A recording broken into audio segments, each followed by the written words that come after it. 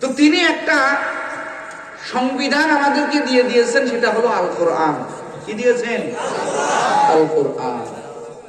এই কোরআন অনুযায়ী আমাদের চলতে হবে। মালিক তো বলে দিয়েছেন, বান্দা তোমাকে আমি আল্লাহ কিতাবুল্লাহ দিলাম, সাথে রিজালুল্লাহ দিলাম। দুইটা জিনিস। কয়টা জিনিস? এক নম্বরে কিতাবুল্লাহ, দুই নম্বরে রেজালুল্লাহ। কিতাবুল্লাহ আল্লাহর কোরআন, রেজালুল্লাহ আল্লাহর প্রতিনিধি পয়গম্বর। সুবহানাল্লাহ। এতে করে আমাদের জীবন চালানোর পথ সহজ হবে না কঠিন হবে? কথা কন না কেন? কারণ ওই মালিক তো চান আমার বান্দা সঠিক পথে, সহজ পথে আমি আল্লাহর বন্ধু হয়ে কবরে আসুক। সুবহানাল্লাহ। আল্লাহ চান না আমার বান্দা জাহান্নামে যাক। কে চান না? জোরে বলেন কে? এখন আপনি যদি উগ্র হইয়া গায়ের জোরে ভিন্ন পথে চলেন, তো আমার আল্লাহর কোনো যায় আসে? এই কথা বলেন, যায় আসে? এত সহজ করে দেওয়ার পরেও যদি আপনি রসুলের তরিকায় চলতে না পারেন, আপনি যদি রসুলের তরিকা অনুযায়ী চলতে না পারেন, এটা আপনার ব্যর্থতা, আমার আল্লাহর কোনো যায় আসে না। কথা বলেন ঠিক কিনা? এত সহজ করে দেওয়া হয়েছে। আল্লাহ তাআলা কোরআনে বলে দিয়েছেন, লা ইউকাল্লিফুল্লাহু নাফসান ইল্লা বুসআহা। শরীয়ত এমন একটা বিধান, ইসলাম এমন একটা বিধান, এই বিধান আমার আল্লাহ তাআলা তার আদরের বান্দা বান্দিকে আমার আল্লাহ তাআলা এতটা সহজ করে দিয়েছেন, এতটা সুন্দর করে শরীয়তের বিধান আমার আল্লাহ তাআলা কোরআনে সাজায় দিয়েছেন, যাতে একটা যুবক থেকে নিয়ে শুরু করে যখন একটা মুসলিম মুকাল্লাফ হয়ে যায়, শরঈ মুকাল্লাফ হয়ে যায়, ইসলামের বিধিবিধানের উপরে যখন তার ফরজিয়াত চলে আসে, ওই একটা লোক থেকে নিয়ে শুরু করে একটা বৃদ্ধা বৃদ্ধি পর্যন্ত আমার আল্লাহর বিধান মানতে পারবে। সেই নীতিমালা আমার আল্লাহ কোরআনে হাকিমের মধ্যে, আমার নবীর হাদিসের মধ্যে আমার আল্লাহ তাআলা সুন্দর করে বয়ান করেছেন। সূরা কান্না সুবহানাল্লাহ। এই ইসলাম কেমন ধর্ম লেদাবাসী শুনে নাও। দিন কেমন, এই দিন কতটা সহজ। তুমি যদি একটু চিন্তা করে চলো, একটু রসুলের শরীয়ত মেনে যদি চলতে পারো, একটু যদি রসুলের তরিকায় চলতে পারো, এমন ভাবে উলামায়ে কেরামের পরামর্শে চলবা, ইসলাম ধর্মের মতো সহজ কোনো ধর্ম নাই। কথা বলেন ঠিক কিনা? যেই ধর্ম নারীকে মর্যাদা দিয়েছে, তাই কি দেয় নাই? এ কথা কান না খা। আজকে আমার বাংলার জমিনের মা বোনেরা রাস্তায় নেমে নেমে নেমে নেমে নেমে স্লোগান তোলে, সমান অধিকার চাই, সমান অধিকার চাই। এমন সমান অধিকার চাইলো, এখন রাস্তায় রাস্তায় দেখে আমার মা বোনেরা ওরে মাটির ঝাঁকা বলে, আপনাদের দিকে কি বলে আমার জানা নাই। মাটির ঝাঁকাটা আমার মা বোনেরা মাথায় করে রাস্তা মেরামত করে। কথা কন ঠিক কিনা? সমান অধিকার চাই। এরে মিয়া, সমান অধিকার তুমি 1400 বছর পরে চাইতেছো, 1500 বছর পরে চাইতেছো। এই সমানের চাইতেও যে একটা পুরুষের চাইতেও মা বোনদের মর্যাদা আমার আল্লাহ কয় গুণ দিছে? কয় গুণ? তো তুমি চিল্লাইলে হবে কি? আমার আল্লাহ তো আগেই তোমার সমান, তোমার অধিকার বাড়াই দিছে। সুবহানাল্লাহ। এরা আম্মা জানেরা স্লোগান তুলবেন, তুলেন। ও আম্মা জানেরা, আমরাই সোনার বাংলাদেশের 5 আগস্টের পরে আমরা মনে করলাম দেশ স্বাধীন হয়ে গেছে। না রে বাবা, না, এখনো স্বাধীন হয় নাই। এখনো বহু কিছু স্বাধীন করার বাদ আছে। কথা বলেন ঠিক কিনা? আমরা পত্রিকায় দেখেছি নারীরা স্লোগান তুলেছে, আমগো দেহ ব্যবসার লাইসেন্স দিতে হবে। নাউজুবিল্লাহ, নাউজুবিল্লাহ। এই আম্মা জানেন, ও আমার বাবু, তোমার মর্যাদা আমার আল্লাহ তাআলা, তুমি চায়া লাগবে না, তোমার স্লোগান তোলা লাগবে না, রাস্তায় নামা লাগবে না, তোমার মর্যাদা দুনিয়ার কারো দোয়া লাগবে না। আমার আল্লাহ আজ থেকে আমার মাওলা 1400-1500 বছর আগে আমার আল্লাহ তোমার মর্যাদা আমার আল্লাহ 3 গুণ বাড়ায় দিয়েছে। এখন তুমি যদি স্লোগান তুলো, এটা তোমার ভুল হবে। কেমন ভুল? আপনারা কিন্তু আওয়াজ করবেন না, আগে বলছি, যখন বলবো তখন কথা বলবেন। কেমন ভুল? আপনাদের দিকে মোটর সাইকেল বা সাইকেল আছে না? আসেনি? চাকা আসেনি? চাকা বুঝেন? চাকাটা কিসের হয়? টিউব, আমার টায়ার, আমাদের দিকে টায়ার, আপনাদের কি কয়? টায়ার। টায়ারের মধ্যেও কিছু থাকেনি? কি থাকে? নাম কি? কথা বলেন কি? টিউব। এখন মনে করেন এই চাকার ভিতরে যে টিউব থাকে, এই টিউবরা স্লোগান তুললো। কি স্লোগান? আমরা বহু বছর ভিতরে থাকছি, কোথায়? আর ভিতরে থাকবো না, আজ থেকে আমরা টিউব বাহিরে থাকবো আর টায়ার ভিতরে থাকবে। এই স্লোগান তুলে যদি কোন আল্লাহর বান্দা টিউবকে বাহিরে রাইখা টায়ারকে ভিতরে দিয়া চাকা বানায়, ওলে দাবাসী জবাব দেও, এই চাকা যদি রাস্তায় চলে কত কদম আগাবে? কথা কয় নাকি আগাবে? এই কথা কয় না আগাবে?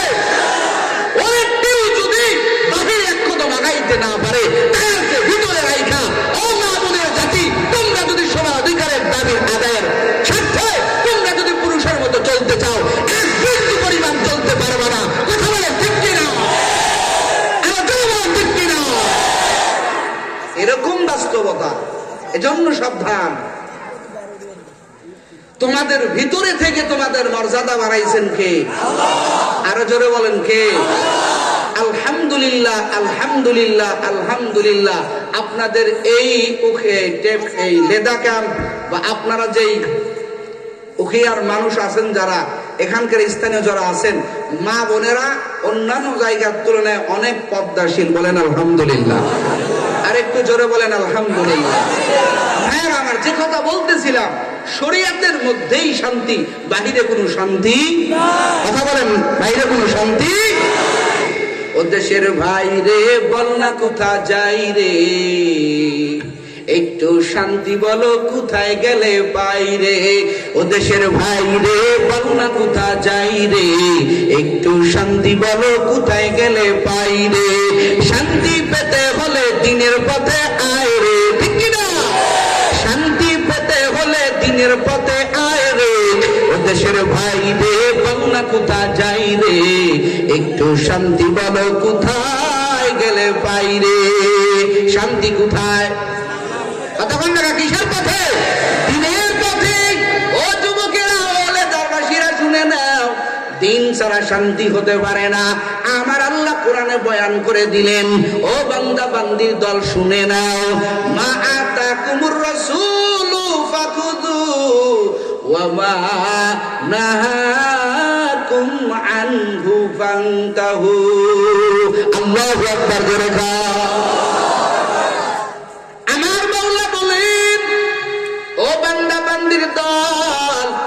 আমি আল্লাহ আমার পয়গম্বরকে যা দিয়েছি, আমার পয়গম্বর আমার থেকে যেটা নিয়েছে ওইটা তোমরা আঁকড়ে ধরো। আমার নবী যেইটা করতে বলে ওইটা করো। আমার নবী যেটাকে ছাড়তে বলে তোমরা সেইটা ছাড়ো। এই বান্দা সেই বান্দা হবে যেই বান্দা নবীর ধরাটা ধরবে, নবীর ছাড়াটা ছাড়বে। এই হলো নবীর খাঁটি আশিক উম্মত। কথা বলেন ঠিক কিনা? আর যেগুলো বলে দাড়ি নাই, টুপি নাই, নামাজ নাই, কালাম নাই, যারা আশিকের রাসূলের স্লোগান দিয়ে রাস্তায় নামে, ওরা এক নম্বরের বাটপার। কথা বলেন ঠিক কিনা?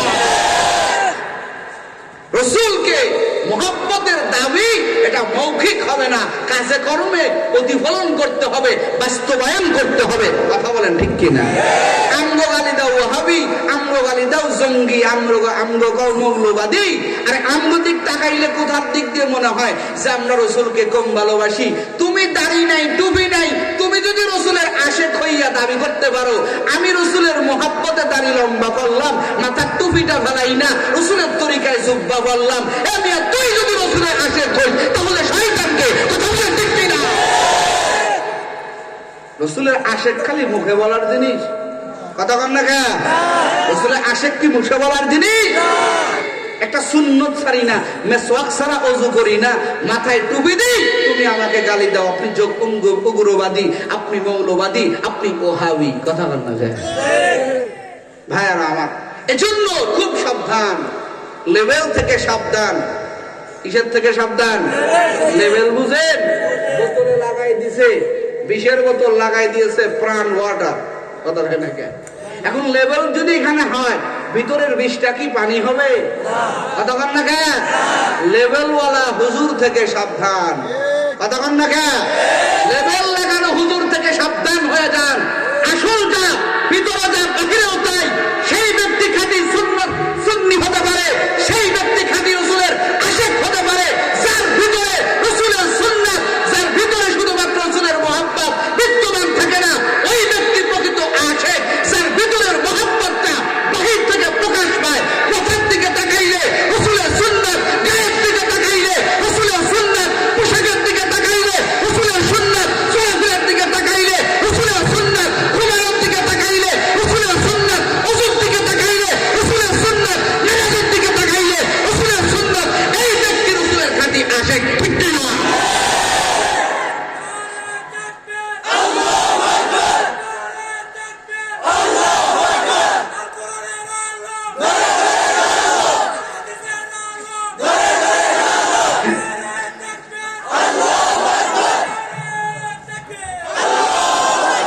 সম্মানিত হাজিরিন, মাঝে মাঝে আফসোস লাগে যে এই পরিমাণ মানুষ কেমনে গুমরা হতে পারে। একটা লোককে গালি দিতে চুল পরিমাণ দ্বিধাবোধ করে না। কথা বলেন না কে? চুল পরিমাণ দ্বিধাবোধ করে না। আল্লাহ আমাদের সঠিক বুঝার মতো তৌফিক আল্লাহ দান করুন, বলেন আমিন। ভাইরা আমার, তো কোরআনের হেডলাইন যেটা বলছি আপনাদের সামনে, এদিকে এদিকে কোনো আওয়াজ হবে না, এদিকে এদিকে একবারে চুপ, সাইলেন্ট। কোরআনে হাকিমের যে আয়াতে কারিমা তেলাওয়াত করেছি, মূল কথা হলো রাসূল সাল্লাল্লাহু আলাইহি ওয়াসাল্লাম আল্লাহর প্রতিনিধি। যারা বলেন কি? আল্লাহর প্রতিনিধি। আল্লাহ তাআলা আমাদেরকে কোরআন বোঝার জন্য, কোরআন মানার জন্য আল্লাহ তাআলা রিজালুল্লাহ দিয়েছেন। আল্লাহ তাআলা এমন ব্যক্তি দিয়েছেন, যেই ব্যক্তিটা হলেন, যেই পয়গম্বর হলেন সমস্ত মানবের মধ্যে মহামানব। সুবহানাল্লাহ। সমস্ত মানবের মধ্যে মহামানব। রসুলকে মানুষের লাইনে দাঁড় করায় মহব্বত করতে হবে। মানবের মধ্যে জনসম মানব না, মহামানব। আমার তোমার মতো মানুষ না। কথা বলেন ঠিক কিনা? এখন এই রসুল সাল্লাল্লাহু আলাইহি ওয়াসাল্লাম, আল্লাহ পাক তাকেও বড় মহব্বত করেন। একটু জোরে বলেন সুবহানাল্লাহ। এমন পয়গম্বর আল্লাহ দিয়েছেন, ওলেদার মুসলমান, যেই নবী হলেন সাইয়্যিদুল মুরসালিন, যেই পয়গম্বর হলেন রাহমাতুল লিল আলামিন। আমার নবীর মতো কোন নবী সন্দেহ আছে নাকি? আমার নবীর মতো কোন নবী, আরো জনগণের নবীর মতো কোন নবী? আমার নবী খাতামুন নবীন, আনা খাতামুন নবীন, লা নবিয়্যা বাদি। আল্লাহু আকবার বলেন। আমার নবী বলেন, আমি হলাম শেষ নবী, আমার পরে আর কোন নবী নাই। আমি হলাম শেষ পয়গম্বর, আমার পরে আর কোন পয়গম্বর হবে না। ও বেদাবাসী, ও ঠিক নবীর মুসলমান, আমার নবীর মতো কোন নবী নাই।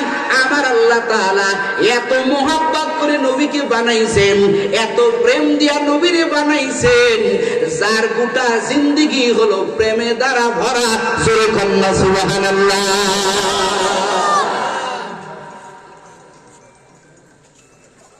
এক কবি হাসান ইবনে সাবেক রাদিয়াল্লাহু তাআলা আনহু এক কবি, নবীর জামানা। এই কবি একদিন নবীর দিকে তাকাইয়া কয়, নবী আপনার চেহারা মুবারকে তাকাইয়া একটা কথা বলতে মনে চায়, একটা শের বলতে মনে চায়। ও নবী গো, আপনি যদি অনুমতি দেন তো শেরটা আপনাকে শোনাই। কয়েকটা শের শুনাইছেন, আমি লাস্টের মেস্তাকটা আপনাদের সামনে পাঠ করব। ওই কবি ডাক দিয়া নবীর চেহারা মুবারকে তাকাইয়া কয়, খুলিকতা মুবাররাআম মিন কুল্লি আইবিন কাআন্নাকা কাদ খুলিকতা কামা তাশাউ। হাসান ডাক দিয়া কয়, নবী আমার, ও পয়গম্বর, আপনার চেহারা মুবারকে তাকাইলে একটা কথা বলতে মনে যায়। ও আল্লাহ, ও পয়গম্বর, আপনার দিকে তাকাইলে আমার কেমন মনে হয় জানেননি? ও নবী আমার, এই পুরা পৃথিবী আমার আল্লাহ তাআলা খুলিকতা মুবাররাআম মিন কুল্লি আইবিন, আমার আল্লাহ তাআলা এই পুরা পৃথিবী আমার আল্লাহ তাআলা কুন ফায়াকুনের দ্বারা বানায় ফেলছেন। আমার আল্লাহ বলছেন হও, কুন ফায়াকুন হয়ে গেছে। ও নবী আমার, আপনার চেহারা মুবারকে তাকাইলে আমার মনে হয় যখন আপনার বানানোর বেলায় আসছিল রে নবী আমার, ওই সময় আমার আল্লাহ কুন ফায়াকুনের দ্বারা বানাই নাই। আমার আল্লাহ আপনাকে যখন বানাইছেন, আমার আল্লাহ প্রেম দিয়া বানাইছে।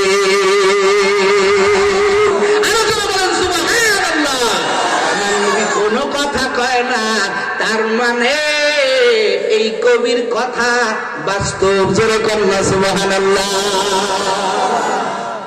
কষ্ট হয় আপনাদের? আয়েশা সিদ্দিকা রাদিয়াল্লাহু তাআলা আনহা নবীর স্ত্রী, খুব মহব্বতের স্ত্রী। কথা কন না কে? এই আয়েশা সিদ্দিকা রাদিয়াল্লাহু তাআলা আনহা নবীর খুব মহব্বতের স্ত্রী। নবীর দিকে তাকায় একদিন কয়, নবী এটা কথা জিগাই। বলে কি কথা? বলে পয়গম্বর শুনেন, আপনার কাছে আইসা আমি ওই 9 বছর বয়সে আপনার ঘরে আসলাম। এই যতদিন আপনার সংসার করলাম, ও নবী আমার, আপনার দিকে তাকায় একটা কথা বলতে চাই। নবী আমার বলেন, আয়েশা বলো। আয়েশা বলতেছেন, পয়গম্বর আমার মনে হয় আমার আল্লাহর আর কোনো কাজ নাই, আমি শুধু দেখি আমার আল্লাহ শুধু আপনাকেই নিয়ে ব্যস্ত। জোরে কন্যা সুবহানাল্লাহ। নবী আমার কোনো কথা কয় না, তার মানে আয়েশার কথা সত্য। একটু জোরে কন্যা সুবহানাল্লাহ। ওরে সব নবী আমার মাওলার জন্য পাগল, আর আমার নবী এমন পয়গম্বর।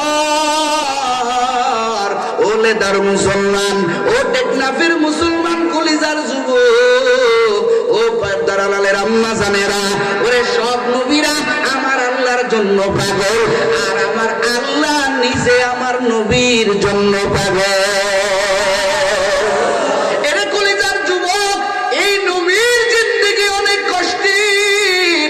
আমার নবী যা আনলেন আমাদের জন্য আনলেন, নবী নিজের জন্য বিন্দু পরিমাণ কখনো চিন্তা করে না। আমার আল্লাহ কেন কয়, ও আমার উম্মত বান্দা বান্দির দল, আমার দোস্তকে মোহাব্বত করলে আমি আল্লাহকে মোহাব্বত করা হবে, আমার দোস্তকে কষ্ট দিলে আমি আল্লাহকে কষ্ট দেওয়া হবে। কারণ কি রে যুবক, যে নবী আমার 63 বছর জিন্দেগি, আমার নবী শুধু একটা জাতির জন্য ফিকির করে, সেই জাতি আর কোন জাতি না, তারা দরের উম্মতের নিয়ে ফিকির করে। একটু জোরে কন্যা সুবহানাল্লাহ। নবী জন্মের পরের থেকে ফিকির।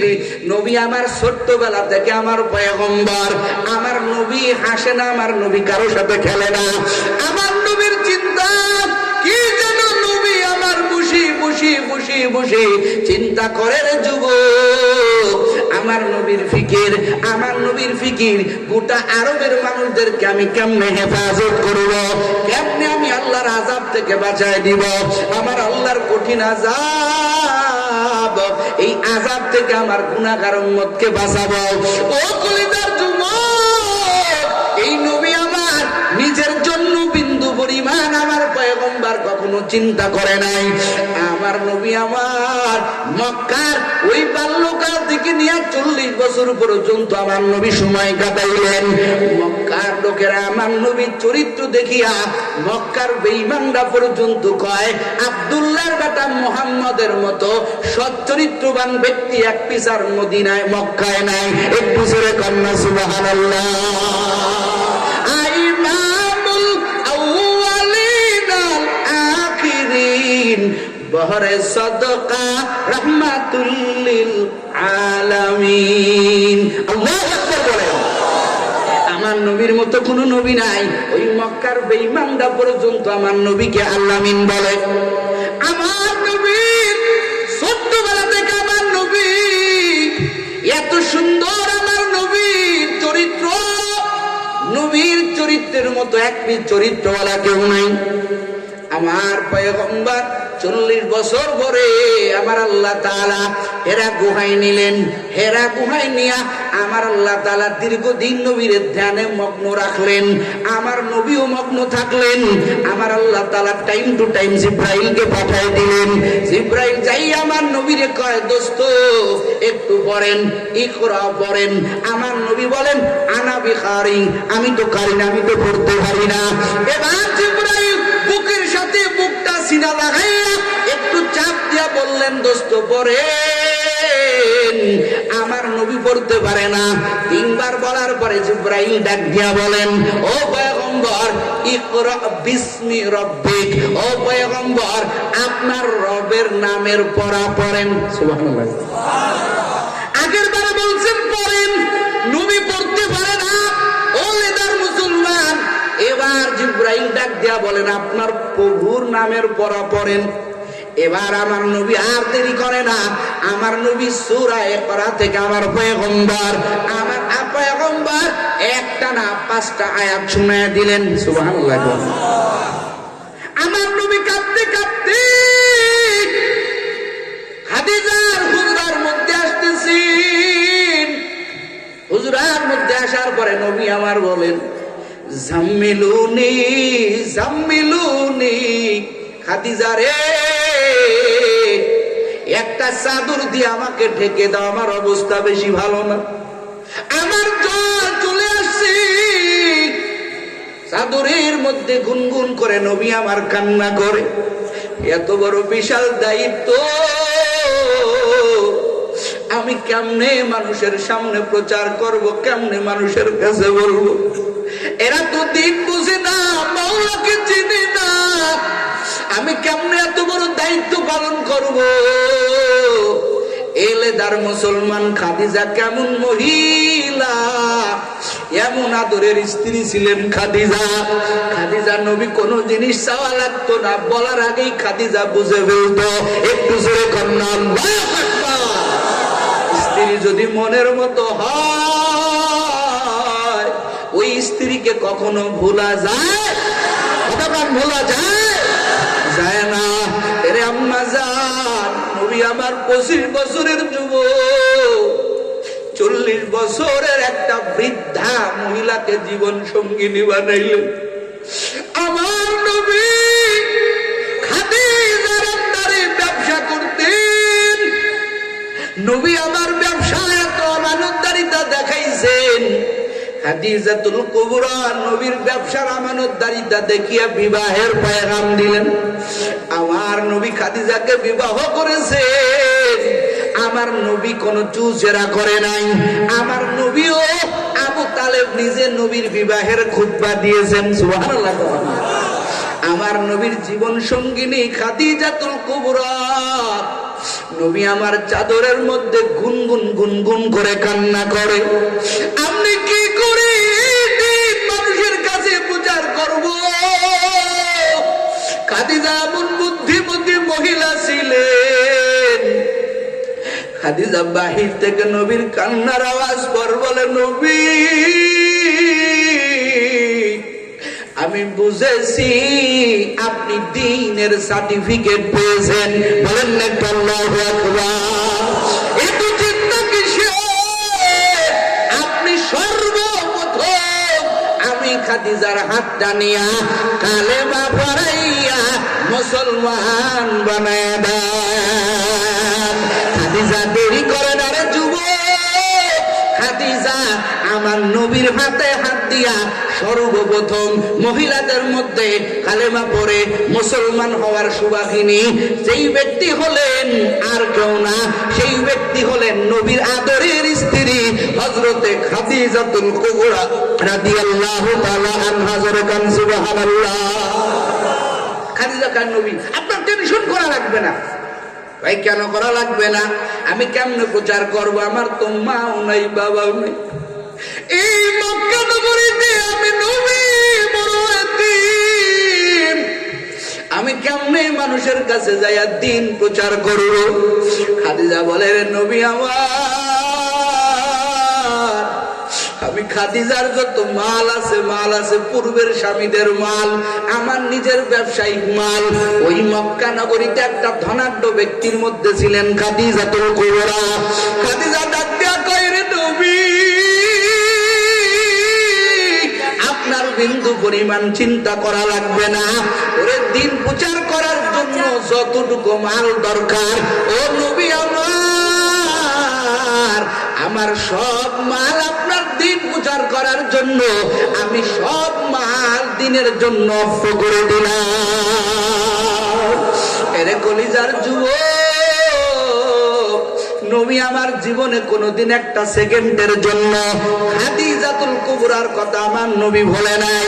এরে কলিজার যুবক, ও পর্দার আলের আম্মা জান, আপনার স্বামী কোনো কারণে বাহিরে যায়, আপনি নাক ডাকিয়া ঘুমান, কিন্তু আমার নবী বলেন, আমার খাদিজা কেমন খাদিজা, আমি দিন প্রচার করার জন্য বাহিরে যাইতাম, ওরে আমি দিন প্রচার করে যখন হুজরায় ঢুকতাম, গভীর রাত আমি খাদের দরজায় আইসা ওরে একটা মাত্র যখন ঢুকা আমার ঘরে দিতাম, আমার খাদিজা টাস করে দরজাটা খুলে দিত। জোরে কন্যা সুবহানাল্লাহ। নবী আমার জিগাই, তোরে খাদিজা এত গভীর রাত, এই গভীর রাতে কি তুমি ঘুমাও না? কেন তুমি ঘুমাও না? একটা ডাক দেওয়ার সঙ্গে সঙ্গে তোমার দরজাটা কেন খুলে গেল? খাদিজা কান্না করে আর বলে, নবী, ওরে আপনি যখন দিনের দাওয়াতের জন্য বাহিরে যান, আমি খাদিজায় যখন বিছানায় পিঠ লাগাইতে যাই, আমার মনে পড়ে যায় এই মক্কা নগরীতে আপনি বড় এতিম, ওরে আপনার মা নাই, আপনার বাবা নাই, এই মক্কার লোকেরা, মক্কার বেঈমানেরা তো আপনাকে বন্ধু মনে করে না, আপনাকে শত্রু মনে করে।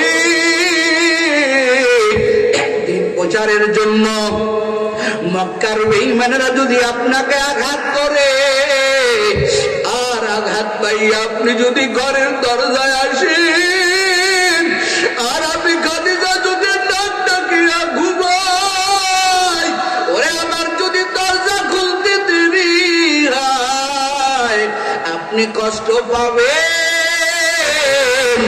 আপনি হুজরায় ঢোকার আগে আমি খাদিজার এক চুল ঘুম আসে না। এই জন্য নবী খাদিজার কথা কখনো ভুলতে পারে নাই। ও টেকনাফের মুসলমান, ও লেদার মুসলমান, এমন স্ত্রী কয়জনের ঘরে আছে? এরা আম্মা জান, নবী আমার জীবন ভর ওই মদিনার সুখের জিন্দেগি আমার নবীর একটা সেকেন্ডের জন্য আমার নবী তার উম্মতকে বলে নাই। শুধুমাত্র উম্মত না, এই যে খাদিজাতুল কুবরা একটা বুড়ি স্ত্রী, এই বুড়ি স্ত্রীকে আমার খান পয়গম্বর একটা মুহূর্তের জন্য বলে নাই। নবী আমার মাঝে মাঝে যাইয়া জান্নাতুল বাকির কিনারায় দাঁড়াইয়া নবী আমার খাদিজার জন্য চোখের পানি ছেড়ে ছেড়ে কান্না করতে। এদিকে একদিকে খাদিজার সাপোর্ট, আরেকদিকে আবু তালেব নবীর চাচা। এই চাচার চাবর ভাই আমার। এই দুজন ব্যক্তি নবীর কেমন যেন মক্কার ভিতরে খুব আপন, একজন ডান হাতের মতো আর একজন বাম হাতের মতো। একটু জোরে কোন সুবহানাল্লাহ। নবী আমার এতিম হওয়ার পরে এই দুজনকে সঙ্গ পাইয়া আমার নবী কিছুটা ভরসা পাইতেন।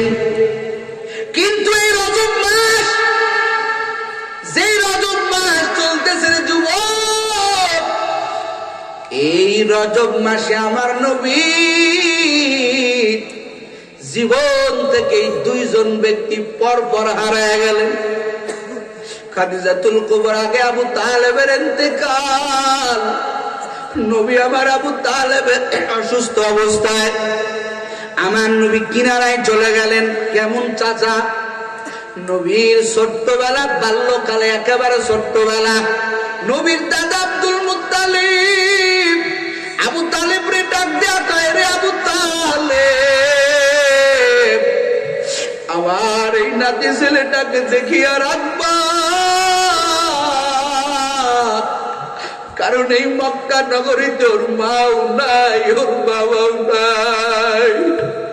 ও কিন্তু একটা ভালো ছেলে,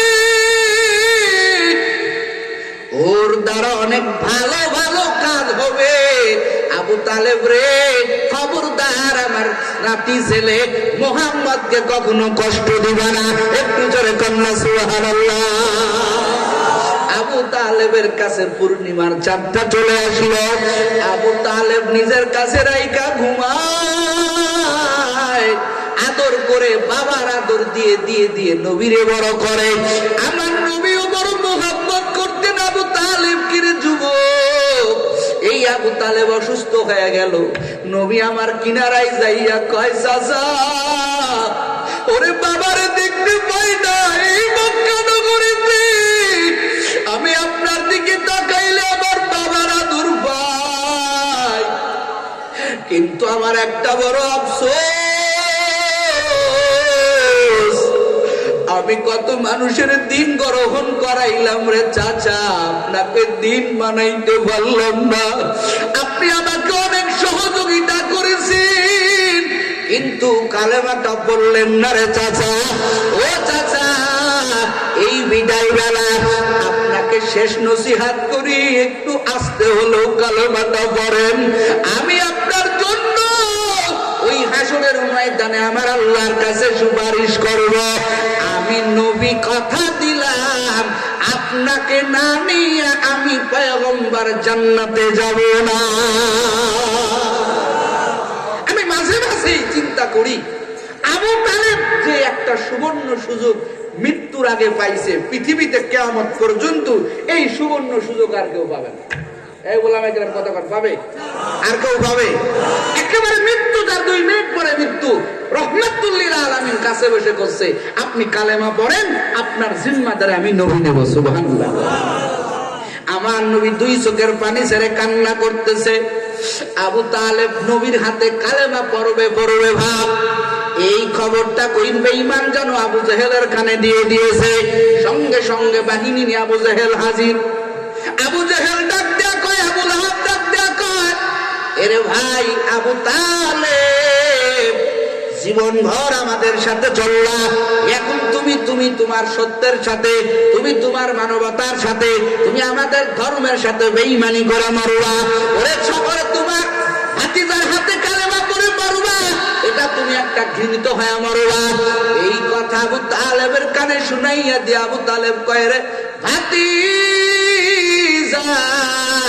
আমারে ক্ষমা করো, এই লোকেরা আমাকে ঘৃণা করবে, এই লোকেরা আমাকে কত কিছু বলতেছে, আমি তোমার দিন জানি সত্য, আমি কালেমাটা পড়তে পারবো না। আমার নবী হাউ করে কাঁদতেছে। ওরে লেদার মুসলমান, আমার নবী কয়, রে চাচা, জন্মের পরের থেকে আমি আমার বাবারে ডাকতে পারি নাই। সবাই আমারে বলতো আমি নাকি এতিম।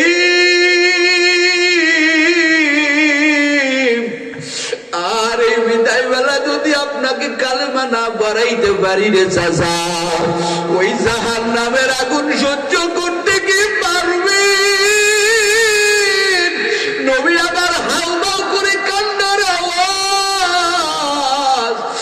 আল্লাহ কয় রে দোস্ত, কান্না করে কোনো লাভ হবে না।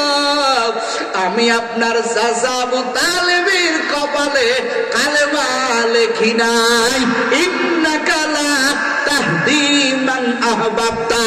ও পয়গম্বর, আপনি যতই কান্না করেন আবু তালেব কালেমা পড়বে না, কারণ হেদায়েতের মালিক কে? আরো জোরে বলেন, আরো জোরে বলেন। আবু তালেব কালেমা ছাড়া মারা গেল। আমার আল্লাহ কয় জাহান্নামের সব চাইতে কমা আযাব। ওরে জাহান্নামের একটা জুতা আপনার চাচার পরাইয়া দিব। আপনার কান্না আমি আল্লাহর সহ্য হয় না। আবু তালেবের ইন্তেকাল করে আমার নবী ভেঙ্গে পড়লেন। নবী ঘরের ভিতরে গুনগুন করে কান্নার আওয়াজ।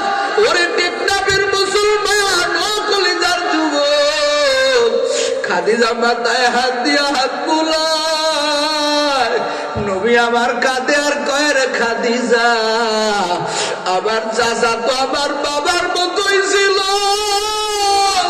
আজকে থেকে আমি আমার চাচাকে কই পাবো?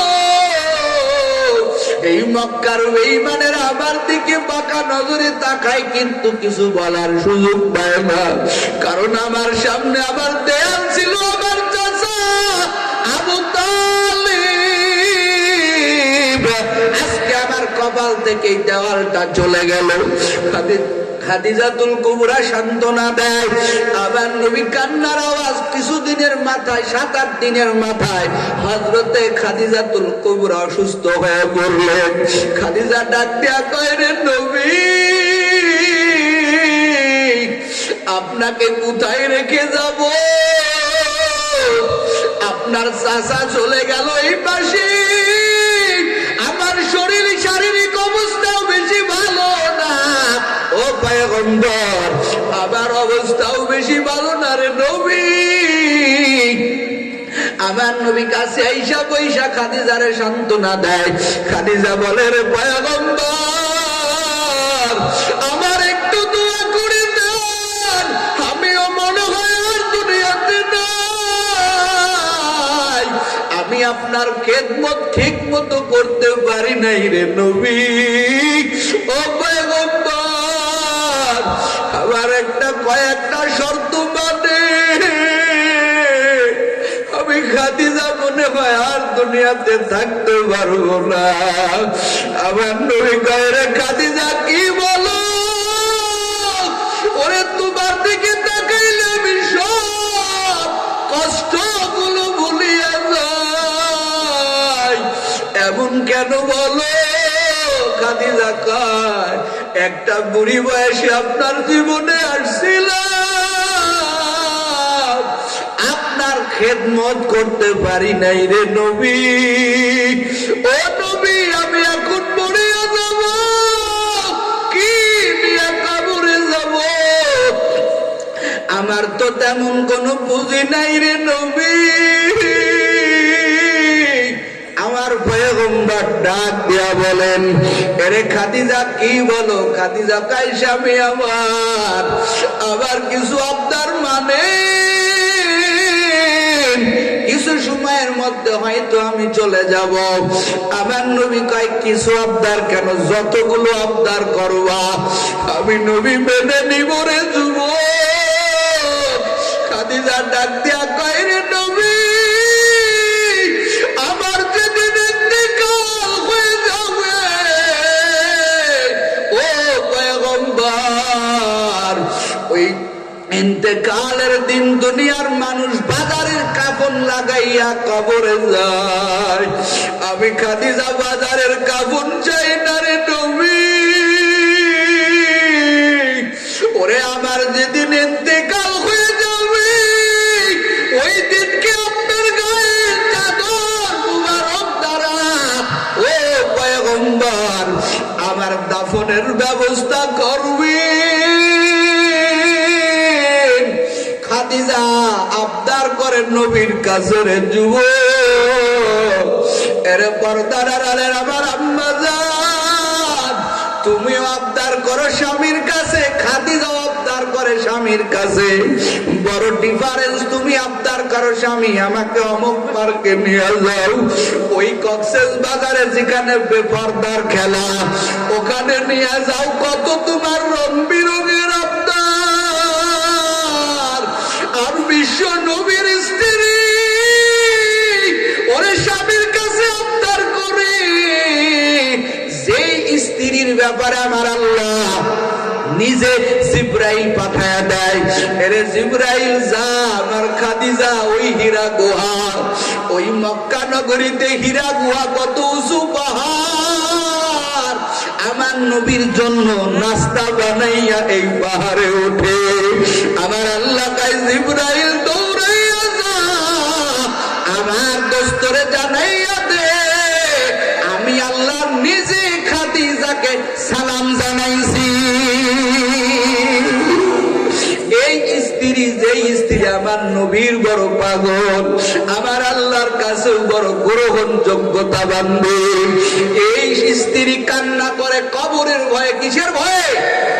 কথা কিসের ভয়ে? কবরের ভয়ে কান্না করে। আমি কি নিয়ে কবরে যাব? আমি তো কোনো কিছু কামাই করতে পারি না। আমার বিদায়ের বেলা নবী আপনি আমাকে কথা দেন, আপনার গায়ের চাদর দিয়ে আমার শেষ কাফন হবে। আমার নবী কয় রে খাদিজা এমন কেন আবদার করো? আমি নবী তো অবশ্যই মানব, আমার চাদর দ্বারা তোমার কাফন হবে রে খাদিজা। ও টেকনাফের মুসলমান, খাদিজাও কান্না করে, আমার নবীও কান্না করে। খাদিজা ডাক দেয়া কয় নবী আমি কি নিয়ে কবরে যাব? আমার তো তেমন কোনো বুঝি না। ও পর্দার আড়ালের আম্মা জান, খাদিজার মতো মেয়ে, সে যদি বলে আমার বুঝি নাই, আমি কি নিয়ে কবরে যাব? তোমার আমার কি অবস্থা হবে? কেমন আবদার করে বিদায়ের আগে রে আম্মা জান। এরে কলিজার যুবক, খালি সুন্দরী মেয়ের পিছনে পড়িও না, একটা দিনদার মেয়ে ঘরে আনিও, ঘরটা জান্নাতের বাগান হয়ে যাবে। খাদিজা আমার নবীর জড়ায় ধরে কয় রে স্বামী আমার দ্বিতীয় নাম্বার আবদার, আমার মরণের পরে আপনার চাদরের কাফন লাগানোর পরে যখন আমার কবরে নামানো হবে, ওই কবরে নামানোর আগে ও নবী, ওই কবরে নামানোর আগে ও পয়গম্বর আপনি একটু কবরে নামবেন, ওই কবরে নামে আপনি একটু গড়াগড়ি দিবেন। ওই কবরে গড়াগড়ি দেওয়ার পরে আপনার গায়ের ঘাম আমার কবরে লেগে যাবে। আমার বিশ্বাস যদি আপনার গায়ের ঘাম মোবারক আমার কবরে লাগিয়া যায় রে নবী, আমার কবরে জাহান্নামের ফেরেশতারা ঢুকবে না। কবরের আযাবকে আমি ভয় করি। ও টেকনাফের মুসলমান, আবার নবী কান্না করে রে খাদিজা, ও খাদিজা তোমার আবদার আমি মানব। আবার নবী কয় খাদিজা আরো কোনো আবদার আসেনি? বলে আরো আছে। আবার কবরে নামানোর পরে যখন দাফন হয়ে যাবে, মাটি দেওয়া হয়ে যাবে, সবাই যখন আবার কবর থেকে চলিয়া যাবে রে নবী, ওই কবর থেকে আপনি যাবেন না, আপনি আমার কবরের কিনারায় দাঁড়াইয়া আমার পক্ষ থেকে মুনকার নাকিরের সওয়ালের জবাব দিবেন। আমার তো হাতে সাহস পাই না, আমি কি মুনকার নাকিরের সওয়ালের জবাব দিতে পারবো? মনে হয় পারবো না। নবী আমার, আপনি একটু আমার পক্ষ থেকে জবাব দিয়া দিবেন। ও টেকনাফের মুসলমান, আবার নবী কয় খাদিজা কাঁদবি না, তোর কান্না আমি নবী সহ্য করতে পারি না রে খাদিজা, তোর কান্না আমি নবী কারণ তুমি আমার জীবনে শুধু কষ্টই করেছো, কষ্টই করেছো। আমার নবী কয় সব আবদার মানলাম, জোরে কন্যা আল্লাহু আকবার। খাদিজাতুল কুবরার ইন্তেকালের পরে নবী আমার ডাক দিয়া কয় সাহাবায়ে কেরাম, আমার খাদিজার দুনিয়ার কোন কাফর দ্বারা, বাজারের কোন কাফন দ্বারা আমার খাদিজার দাফন হবে না, কাফন হবে না। আমি নবীর একটা চাদর মুবারক নাও, আমার চাদর মুবারক দিয়ে আমার খাদিজারে মুড়াও। নবী আমার গায়ের চাদর দিয়া খাদিজার কাফনের ব্যবস্থা করলেন। সাহাবায়ে কেরাম খাদিজার লাশটা কমপ্লিট করার পরে এবার কবরের দিকে নিয়ে গেলেন। নবী আমার দুই চোখ বেয়ে বেয়ে নবীর কান্না পড়তেছে রে বাবা। কারণ নবীর কয়েকদিন আগে আবু তালেব চাচা চিরদিনের জন্য বিদায় নিলেন। আর একজন সঙ্গিনী খাদিজাতুল কুবরা, যাকে আমার নবী অনেক মহব্বত করতেন, এই খাদিজার ইন্তেকাল হয়ে গেল। এ কলিজার যুবক, নবী আমার কাঁদে, আরে মক্কার ভিতরে আমার আপনার কেউ থাকলো না। আমি ছোট্টবেলা, আমি মায়ের গর্ভে থাকাকালীন আমার বাবাকে হারাই ফেললাম। আর আমার মায়ের আমার তেমন জুটি না, আমি বড় এতিম। ওরে যেই দুইজনের মহব্বতে আমি এই মক্কা নগরীতে চলতাম, আমার চাচা আবু তালেব আর আমার প্রাণের স্ত্রী খাদিজাতুল কুবরা, এই দুইজনই আমার থেকে বিদায় নিয়ে গেল। আমার নবীর কান্নার আওয়াজ, নবী আমার খাদিজাতুল কুবরার কবরের কাছে খাদিজার লাশটা নিয়ে নবী কয়, ও সাহাবায়ে কেরাম, আমার খাদিজাকে আগেই কবরে নামাবি না, আমি নবী আগে খাদিজার আগে খাদিজার কবরে নামবো। একটু জোরে কন্যা আল্লাহু আকবার। খাদিজাতুল কুবরার কবরে আমার নবী আগে নামলেন। ও কলিজার যুবকেরা, আমার নবী শুধু নামলেন না, খাদিজার হাতে হাত দিয়া আমার নবী ওয়াদা দিয়েছেন, ও ঠিক নবীর মুসলমান, আমার নবী কবরের মধ্যে নামিয়া কবরের মধ্যে শুয়ে পড়লেন।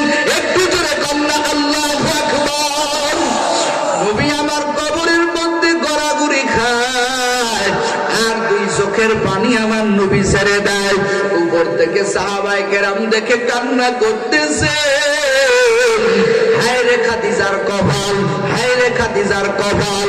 আবু বকর কান্না করতেছে, এই কবর যদি খাদিজার না হইয়া আমি আবু বকরের হইতো, এই কবর যদি আমার হইতো, ওমর কয় আমার হইতো, আমার কপালটা কত ভালো হইতো।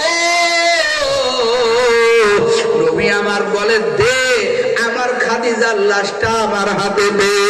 আমার নবী খাদিজারে কোলে করাইয়া কবরের মধ্যে শুয়াইয়া দিলেন। নবী আমার খাদিজার সিনা মুবারক মুখমণ্ডলটা আমার নবী বাইতুল্লাহর দিকে ঘুরাইয়া দেয়। কিন্তু আল্লাহর কি কুদরত, খাদিজার সিনাটা, খাদিজার মুখমণ্ডলটা বাইতুল্লাহর দিকে থাকে না, অটোমেটিক উপরের দিকে হয়ে যায়। জোরে কন্যা আল্লাহু আকবার। আমার নবী টেনশনে পড়ে গেলেন, কি ব্যাপার, আমার খাদিজার সিনাটা কেন বাইতুল্লাহর দিকে থাকে না? আমার নবী আবার টেনশনে পড়ে গেলেন। নবীর চেহারা বর্ণ লাল হয়ে গেল। নবী আমার কবরের মধ্যে কাঁদতে লাগলেন। ভাইরা আমার, আমার আল্লাহ কয়, জিবরাইল যা যা আমার দোস্তরে সুসংবাদ দে। আমার দোস্ত কেন চিন্তা করে খাদিজার মুখমণ্ডল বাইতুল্লাহর দিকে থাকবে না? আমি খাদিজার এতটা মহব্বত করি, ওরে দুনিয়ার সবার চেহারাটা বাইতুল্লাহর দিকে থাকতে পারে, কিন্তু আমি আল্লাহ আমার খাদিজাকে এমন মহব্বত করি, যার জীবনটাই নবীর জন্য ওয়াকফ করে দিয়েছে রে জিবরাইল। ওরে আমার দোস্তরে শুনাইয়া দে, ওরে দুনিয়ার সবার চেহারাটা বাইতুল্লাহর দিকে থাকবে, আর শুধুমাত্র খাদিজার চেহারাটা বাইতুল্লাহর যে মালিক আমি আল্লাহ, আমার খাদিজার চেহারাটা আমি আল্লাহর দিকে ফিরাইয়া রাখবো।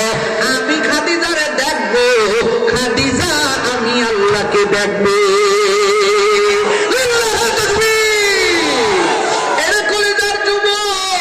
এই মহিলা যার চেহারাটা আমার আল্লাহ নিজের দিকে করে রাখেন, এই মহিলাটা কবরের ভয়ে কান্না করে, আমি কি নিয়ে কবরে যাব? ও পর্দার আড়ালের আম্মা জানেরা, আপনার কি চিন্তা হয় না? নবীর স্ত্রী হয়ে কবরের চিন্তা করেন, আমি কি নিয়ে কবরে যাব, কি নিয়ে কবরে যাব? আমার নবী বা টেনশন মুক্ত হলেন। নবী খাদিজারে কবরে রেখে নবী উপরে উঠলেন, খাদিজার দাফন হয়ে গেল। সাহাবায়ে কেরাম নবীরে সান্ত্বনা দেয়, বলে চলেন নবী হুজরার দিকে চলেন, নবী বাড়ির দিকে চলেন। আমার নবী কই, ও সাহাবায়ে কেরাম তোমরা চলে যাও, আমি আমার খাদিজারে কথা দিয়েছিলাম, খাদিজার কবরের মুনকার নাকিরের সওয়ালের জবাব আমি নবী খাদিজার পক্ষ থেকে দিয়ে দিব। এবার সাহাবায়ে কেরাম চলে যায়, আবার নবী খাদিজার কবরের কিনারায় বসে নবী আমার ধ্যানরত অবস্থায় আছে। খাদিজার কবরের মধ্যে কোনো ফেরেশতা ঢোকে না। নবী আমার টেনশনে পড়ে গেলেন, ব্যাপার কি? কারণ মাইয়াতকে কবরে রাখার পরে 10 কদম যাওয়ার পরে, আর এক রাওয়ায়াতে আছে 40 কদম যাওয়ার পরে, আর এক রাওয়ায়াতে পাওয়া যায় ওই যে যারা মাটি দেয় তাদের পায়ের আওয়াজ শোনা অল্প অল্প যায়, ওই সময়ে ওই কবরের মধ্যে মুনকার নকির ঢুকে যায়। আমার নবী বলে, ব্যাপার কি? আমার খাদিজার কবরে কেন মুনকার নকির ঢোকে না? আমি নবী আমার খাদিজারে কথা দিয়েছি, আমার খাদিজার পক্ষ থেকে আমি সওয়ালের জবাব দিয়া দেব, কিন্তু খাদিজার কবরে কেন ফেরেশতা ঢোকে না? আমার নবী আবার টেনশনে পড়ে গেলেন, চেহারা বর্ণটা পরিবর্তন হয়ে গেল। আবার আল্লাহ কিছুক্ষণ পরে কয়, জিবরাইল তাড়াতাড়ি দৌড়া, আমার দোস্তের তো কষ্ট হইতেছে। জোরে কন্যা আল্লাহু আকবার। আমার আল্লাহ কয়, রে জিবরাইল তাড়াতাড়ি সুসংবাদটা দিয়া দে। জিবরাইল মুহূর্তের মধ্যে হাজির হয়ে গেলেন। জিবরাইল ডাক দিয়া কয়, রে নবী, ওরে কিয়ামত পর্যন্ত যদি আপনি খাদিজার কবরের কাছে দাঁড়াইয়া থাকেন, খাদিজার কবরের মধ্যে মুনকার নকির ঢুকবে না। আমার নবী কয়, কেন রে জিবরাইল, আমার খাদিজার কবরের মধ্যে কেন মুনকার নকির ঢুকবে না? জিবরাইল কয়, পয়গম্বর আপনি কি নিজেই খালি খাদিজার জন্য পাগল, আর একজনও খাদিজার জন্য পাগল আছে? বলেন না আল্লাহু আকবার। বলে, কে পাগল? বলে, আপনার কর্তা আমার কর্তা, আপনার সৃষ্টিকর্তা আমার সৃষ্টিকর্তা, ওই আসমানের মালিক আমার রবের ফয়সালা। ওরে জিবরাইল তাড়াতাড়ি যা, আমার দোস্তরে সুসংবাদ দিয়া দে। ওরে তুমি কিয়ামত পর্যন্ত দাঁড়ায় থাকলে মুনকার নকিরকে তুমি কবরে ফেলা না। আমি নিষেধ করেছি, খবরদার আমার খাদিজার কবরে ও মুনকার নকির ঢুকবা না। জিবরাইল কয়, নবী আমার আল্লাহ নিষেধ করেছে। বলে, কেন? বলে, আমার আল্লাহ নিষেধ করে কয়, ও মুনকার নকির রে, আমার খাদিজাকে যেই প্রশ্ন করবা ওই প্রশ্নের জবাব আমি আল্লাহ নিজেই খাদিজার পক্ষ থেকে তোমাদেরকে দিয়া দিলাম।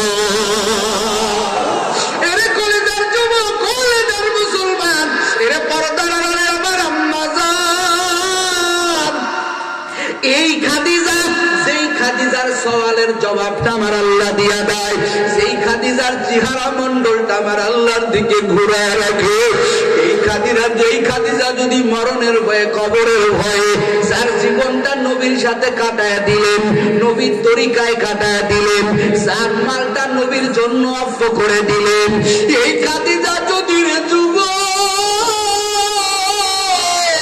ওরে কবরের ভয়ে কাঁদতে পারে, তোমার আমার কি হলো? তোমার আমার কেন চোখে পানি নাই? তোমার আমার কেন কান্না নাই? আর কয়দিন বাহাদুরি করবি? আর কয়দিন আমার মাওলার নাফরমানি করবি রে যুবক? আর কয়দিন বেপরদাগিরি করবেন? এরে পর্দার আড়ালে আমার আম্মা জান, ওরে কবরের কি ভয় নাই? তোমার আমার এত গুনাহ গুনাহ গুনাহ, এরপরেও তোমার আমার চোখে কেন পানি নাই? রে আম্মা জান, নবীর তরিকায় কয়টা কাজ আপনি করেন? নবীর তরিকায় কয়টা কাজ আমি করি? অথচ আমি করি না, তুমিও করো না, কিন্তু তোমার আমার কবরের ভয় নাই। অথচ যারা করছে, যাদেরকে আমার আল্লাহ মুহাব্বতের বান্দি বানাইয়া দিয়েছেন, ওরে মুহাব্বতের বান্দা বানাইয়া দিয়েছেন, তাদের জিন্দেগি তালাশ করে দেখো, শুধু কান্না কান্না কান্না। ওরে তোমার আবার চোখে পানি নাই রে যুবক, ওই মাওলার কবরে কি নিয়ে যাবা? আর কয়দিন নাফরমানি করবা? তুমি আমি কি আল্লাহর মেহমান হইয়া কবরে যাব, নাকি আল্লাহর দুশমন হয়ে কবরে যাব? এরে আল্লাহ না করুক যদি তুমি আমি ঈমান ছাড়া কবরে যাই, যদি তুমি আমি বেঈমান হয়ে কবরে যাই, তোমার আবার কবরটা জাহান্নামের গর্ত হয়ে যাবে রে লেদার মুসলমান। এই জন্যই ময়দানে মাথাটা নত করে দাও, আর মাওলার দরবারে বিনিয়ে বিনিয়ে বলো, এই ময়দানে আমার মতো গুনাহগার কেউ নাই, এই ময়দানে আমার মতো গুনাহগার কেউ নাই। আর কয়দিন আবার মাওলার কাছে নাফরমানি করবা? এরে যুবক, মনে করতেছ হুজুর পরে দাড়িটা লম্বা করব, পরে বাসবালার নামাজ পড়ব। ওরে ভাই, তোমার মতো কত যুবক কত স্বপ্ন নিয়ে দুনিয়াতে চলত, কিন্তু আমার আল্লাহ একটা যুবকের স্বপ্ন ভাঙতে আমার আল্লাহর 1 সেকেন্ড সময় লাগে না রে যুবক। প্রতিদিন কি মোবাইলে দেখো না রে বাবন? ও পর্দার আড়ালে আমার আম্মা জান, প্রতিদিন কি খবরে দেখো না? তোমার মতো কত যুবক, তোমার মতো কত যুবতী, ওরে চেহারা নিয়া যৌবন নিয়া কবরে চলে গেল। যুবকের মনে কত স্বপ্ন, চাকরি করবে, বাবা মার খেদমত করবে, বাবা মারু বনে বড় আশা, আবার সন্তানের একটু দেখবো, চাকরি করবে, আমাদের কিনারায় আইসা দাঁড়াইবে। কত বাবার আত্মনাথ বিভিন্ন মাহফিলে মাহফিলে যাইয়া পাই, হাতটা বাড়াইয়া কয় হুজুর আমি এমন হতভাগা বাবা, ওরে আমার সন্তানের লাশ আমার কান্দে বহন করা লাগছে। হুজুর আমার সন্তানের জন্য একটু দোয়া করবে। আবার কিছু মাহফিলে যাইয়া কিছু যুবক পাই, যেই যুবক বলে হুজুর আমি এক নালা এক সন্তান, জমিনে আমার মা নাই, এই জমিনে আমার বাবাও নাই, এই জমিনে আমি বড় এতিম। হুজুর গো, কতদিন হয়ে গেল একটা মা কয়া ডাকতে পারি না, কতদিন হয়ে গেছে একটা বাবা কয়া ডাকতে পারি না রে যুবক। ওই মায়ের কথাটাও কি মনে পড়ে না? দুই চোখের পানি সরিয়া দে,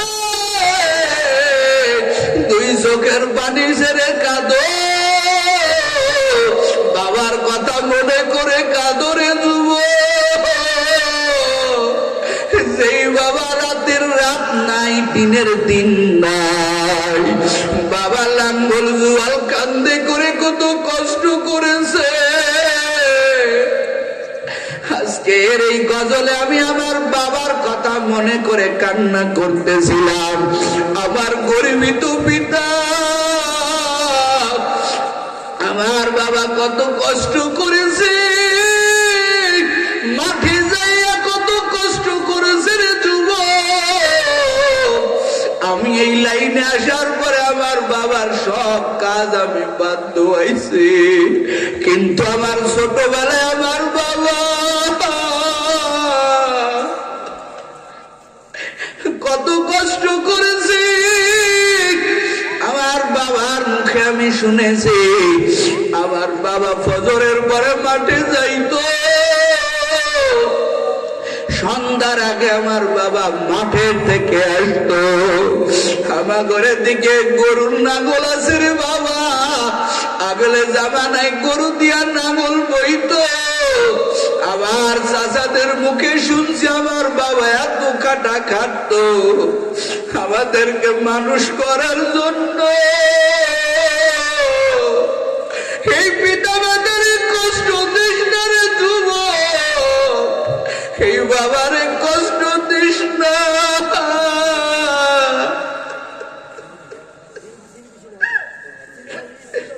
যেই বাবা খাওয়া নাই, দাওয়া নাই, নিজের সুখ শান্তি নাই, যেই বাবা কত কষ্ট করে চলে, এই বাবা কার জানি এই ময়দানে নাই, এই ময়দানে কে জানি মা হারাইয়া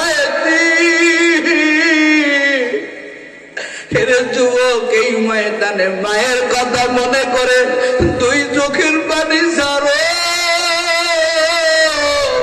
কতদিন হয়ে গেল মারে মা কয়া ডাকতে পারো না, বাবারে বাবা কয়া ডাকতে পারো না। আমার বরদারের মারা যে কত কষ্ট করে, একটা বাচ্চা নিয়ে কত কষ্ট করে রে যুবক। মারে ঝাড়ি দিয়া কথা কও, মারে ঘাড় ঝাড়ি দিয়া কথা কও, মারে বুড়ি কও, মারে ধাক্কা দাও, মার উপরে ঝাড়ি দিয়া কথা কও রে যুবক। তুই তো জানো না তোর মা তোর জন্য কত কষ্ট করেছে। জীবনের মূল কষ্ট মায়ের, প্রসব বেদনায়,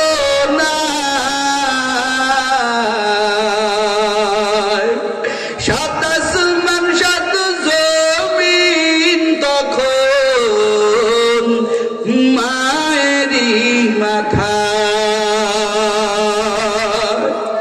জীবনের মূল কষ্ট মায়ের, জীবনের মূল কষ্ট মায়ের, প্রসব বেদনায়,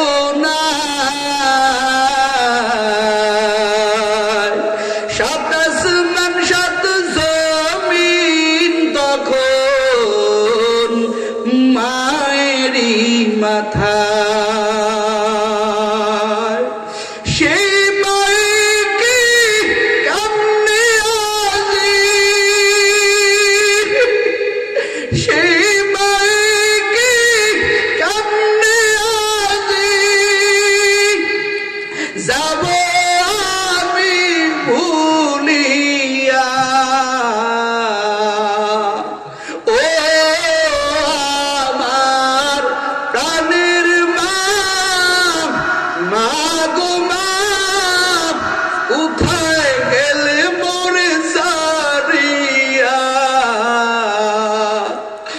জনম দুঃখী ইয়াতীম আমি, চাই না কেহ ফিরিয়া। ও আমার প্রাণের মা, মা গো মা, কোথায় গেলে মোরে সারিয়া? জনম দুঃখী ইয়াতীম আমি, চাই না কেহ ফিরিয়া। আমি যখন ছিলাম আমার মায়ের উদরে, চলাফেরা করলেন সে মা কত কষ্ট করে। আমি যখন ছিলাম আমার মায়ের উদরে, চলাফেরা করলেন সে মা কত কষ্ট করে। আমার সুন্দর মুখ দেখে মায়ে ব্যথা দেয় দেয় হাসায়া। ও আমার প্রাণের মা, মা গো মা, কোথায় গেলে মোরে সারিয়া? জনম দুঃখী ইয়াতীম আমি, চাই না কেহ ফিরিয়া। ও আমার প্রাণের মা, মা গো মা, কোথায় গেলে মোরে সারিয়া? জনম দুঃখী ইয়াতীম আমি, চাই না কেহ ফিরিয়া। ও কলিজার যুবকের আরে বুকের পানি ছাড়ো, এই ময়দানে আমার মাওলার কাছে চোখের পানি ছাড়ো। তুমি আমি ওই কবরপুরের যাত্রী, কোন দিন যেন আজরাইলের হাতে তুমিও ধরা পড়ে যাও, আমিও ধরা পড়ে যাই রে যুবক। আজকের ময়দান শেষ ময়দান মনে করো, আর কয়দিন দাড়ি কামাইয়া চলবারে যুবক, আর কয়দিন আমার নবীর কষ্ট দিয়া চলবা। এরে কলিজার যুবকেরা, তোদের হাতে দড়ি পায়ে দড়ি, তোর মতো কত যুবক দাড়িবিহীন হয়ে কবরে যায়, কত যুবক বেনামাজি হয়ে কবরে যায়। এরে যুবক, তোর কিন্তু সুযোগ আছে। এই ময়দানে কারা কারা আছো? আমি কিছু যুবক দেখতে চাই, এই আমার সামনে আসো। আজকের থেকে আর দাড়ি কাটবা না। কারা কারা আছো একটু উঠে আসো।